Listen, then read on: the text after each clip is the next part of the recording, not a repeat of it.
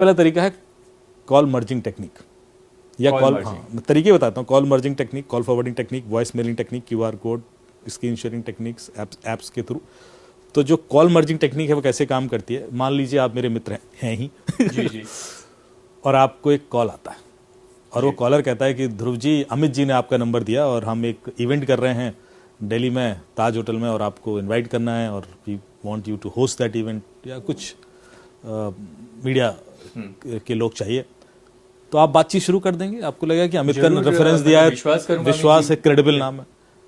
फिर वो कहेगा Dhruv ji I think Amit is also calling you, आप एक काम कीजिए वो कॉल मर्ज कर दीजिए, हम तीनों आपस में बात कर लेते हैं क्योंकि हमने उनको भी इन्वाइट किया है। तो आपको एक और कॉल आ रहा होगा पैरेलली, आप कहेंगे यार ये अमित का नंबर तो नहीं है, नहीं वो उनका वीआईपी नंबर है, आप मर्ज कीजिए ना, बात करते हैं ना, अभी तुरंत क्लोज करते हैं इसको। ओके, थोड़ा सा अर्जेंसी दिखाया और आपको लगेगा क्या है, मर्ज कर दिया आपने। जैसे ही आप मर्ज करेंगे आपके अकाउंट से पैसे निकल जाएंगे, या आपका व्हाट्सएप हैक हो जाएगा, या आपका फेसबुक, गूगल कुछ हैक हो जाएगा। क्यों हैक हुआ?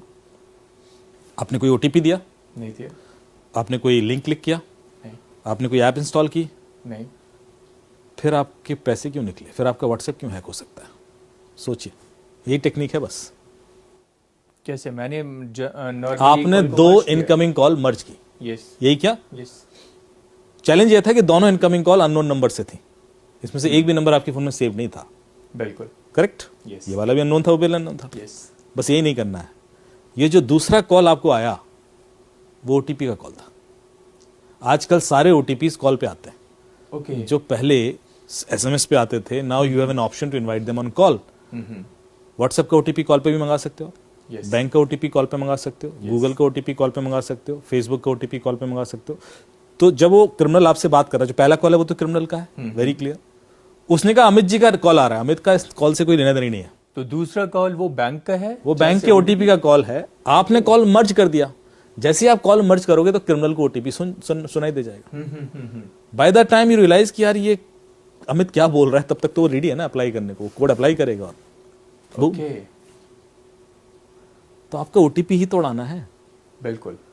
उसके बाद लगता है कि आपने ओटीपी बताया नहीं, फिर भी आपके अकाउंट से पैसे निकल गए। तो एक और चीज मैं हमेशा बोलता हूं अपने अवेयरनेस सेशन में कि जितने भी आपने poster banner cyber safety awareness के देखे होंगे, उसमें लिखा होता है अपना ओटीपी मत दीजिए, ओटीपी मत दीजिए। आज सुबह से सुने जा रहा हूं मैं। बिल्कुल सर, रेडियो पे भी ये चिल्लाते रहते हैं। एक्चुअली कोई कभी ओटीपी देता ही नहीं है। अभी आप कितने भी केसेस देख लीजिए, कभी ऐसा हुआ कि आपसे कहा हुआ कि ध्रुव जी अपना ओटीपी बताइए, हाँ लीजिए ना, ये लिख लीजिए। अच्छा वो अपना पासवर्ड भी तो बता दीजिए, हाँ पासवर्ड भी लिख लीजिए। ऐसा होता है क्या कभी? नॉर्मली क्या अपना पासवर्ड मत दीजिए, ओटीपी कोई नहीं देता।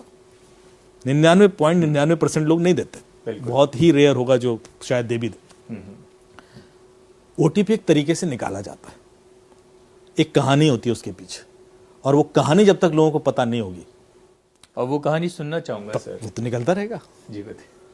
तो एक बड़ी इंटरेस्टिंग और ओटीपी निकालने की कहानी बताता हूं। मेरे एक मित्र हैं, वो यूएस से आए हुए थे, यूएस में एक कंपनी में काम करते हैं। लखनऊ में थे, अपनी माता जी को थोड़ा सा तीर्थाटन करा रहे थे, घुमा रहे थे। तो शायद उस दिन उनको दिल्ली आना था, बनारस से लखनऊ आए होंगे और लखनऊ से दिल्ली आ रहे थे। तो फ्लाइट उसमें थे, एयरपोर्ट पर थे। तो उनकी माता जी थोड़े से थकान फील कर रही थी और फिर उसके बाद दिल्ली से शायद वापस यूएस का कोई फ्लाइट था उनका।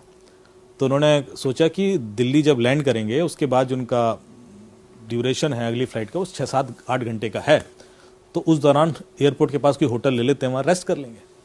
तो वो गूगल पे उन्होंने सर्च किया दिल्ली एयरपोर्ट के आसपास कोई होटल, तो उनको एक नंबर मिल गया लेमन ट्री का।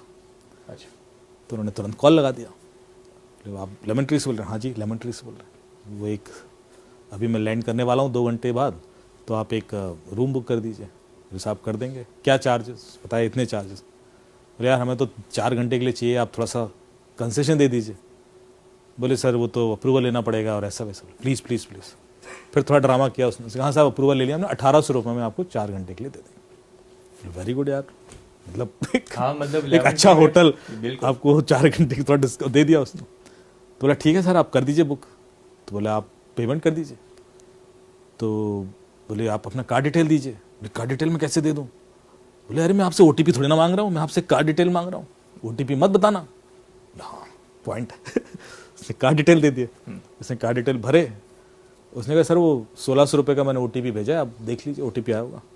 तो उन्होंने देखा 1600 रुपये का ओटीपी आया था। उन्होंने कहा ये लीजिए। उसने ओटीपी डाला, 1600 रुपये चले गए। अब वो बंदा बोला ठीक है मुझे बुकिंग नंबर दे दीजिए। बोले सर वो पेमेंट रिफ्लेक्ट नहीं कर रहा है आप। ओके, कह रहा ऐसे कैसे हो सकता है, और इधर 1600 रुपए कट और लिए। हमारे अकाउंट से निकल गया, एसएमएस आ गया। बोले पता नहीं सर यहाँ रिफ्लेक्ट नहीं कर रहा है, हमारे अकाउंट में आया नहीं अभी तक। तो थोड़ा बहस होने लगी, यार मैं तो निकल गया और मैं तो ऐसा है, इतने में वो बोर्डिंग अनाउंस हो रही है कि फ्लाइट का, क्योंकि वो टाइमिंग ऐसा है। तो उनको लग रहा है यार क्लोज हो जाए मैटर तो पहुंचूं वहाँ पे तो क्लियरिटी हो जाए, वरना फिर वही ड्रामा। तो बोलते हैं नहीं नहीं सर वो आया नहीं है पैसा, और अभी मैं कैसे रेफरेंस नंबर दे दूं, और तो जब तक आएगा नहीं कर सकता। एक काम कीजिए सर, आप ना मुझे अपना जो आपके अकाउंट से पैसे निकले हैं, बोले हाँ, तो उसका स्क्रीनशॉट भेज दीजिए तो मुझे कंफर्मेशन आ जाएगी। बोले हाँ कोई दिक्कत नहीं। उसने स्क्रीनशॉट लिया, भेज दिया। अब ये देखिए साइकोलॉजिकल गेम देखना, जो स्क्रीनशॉट भेजना आपके दिमाग में फीड करना था उसका पर्पस, कि आपको लगे कि स्क्रीनशॉट भेजने से कोई दिक्कत नहीं होती। तो आपने स्क्रीनशॉट लिया, भेज दिया, और वो उसने देखा। अब उसका रिएक्शन था, अरे सर यू आर राइट, 1600 रुपए दिए आपने, आपके तो अकाउंट से निकले, अब तो यू एब्सोल्युटली राइट सर। मतलब कितना इमोशनल। अब आप देखिए, हाँ पूरा हर चीज नोटिस कीजिएगा। तो फिर मेरे अकाउंट में क्यों नहीं दिख रहा है, मतलब कहीं गड़बड़ है सर। आप एक काम कीजिए, हो जाता है कई बार सर ऐसा, आप 1 रुपये और ट्रांसफर कीजिए, क्योंकि कई बार क्या होता है वो पिछला वाला ना क्यू में अटक जाता है। तो 1 रुपये जब निकलेगा तो ये वाला भी एसएमएस आ जाएगा। अब पढ़ा लिखा आदमी है, सब जानते हैं कि ऐसा नहीं होता, लेकिन कम्युनिकेशन इतना डेंस हो चुका है, इंटेंस। तो उन्होंने कहा ठीक है साहब 1 रुपये और कर लेते हैं, 1 रुपये में क्या नुकसान है। तो उसने बोले 1 रुपये का फिर ट्रांजेक्शन किया। बोले सर वो ओटीपी आएगा बता देना। तो इन्होंने देखा तो वो ओटीपी 16,000 रुपये का था। बोले यार ये ओटीपी तो 16,000 का है। बोले नहीं सर 1 रुपये ट्रांसफर किया मैंने। क्या बात कर रहे हो आप, मैं 16,000 क्यों ट्रांसफर करूंगा। अरे बोले नहीं ओटीपी 16,000 का। बोले नहीं नहीं 1 रुपये का, नहीं 16,000 का, 1 रुपये का। अरे आप स्क्रीनशॉट भेजिए सर, स्क्रीनशॉट भेज दिया। फिर दोबारा आप समझे नहीं बात को। पहली बार जब स्क्रीनशॉट भेजा था तो उसमें ओटीपी नहीं था, अब जो स्क्रीनशॉट भेज रहा उसमें तो ओटीपी है। आपसे सीधे सीधे ओटीपी नहीं मांगा, आपसे घुमा से स्क्रीनशॉट निकलवा लिया। बात तो वही है ना।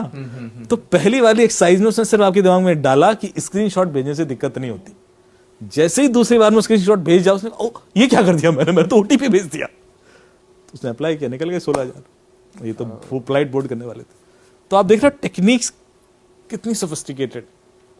हर ओटीपी के पीछे कहानी है, और ऐसी 12-13 कहानियां जो ओटीपी चुराने की ही है मेरे पास अलग अलग क्लाइंट से आती।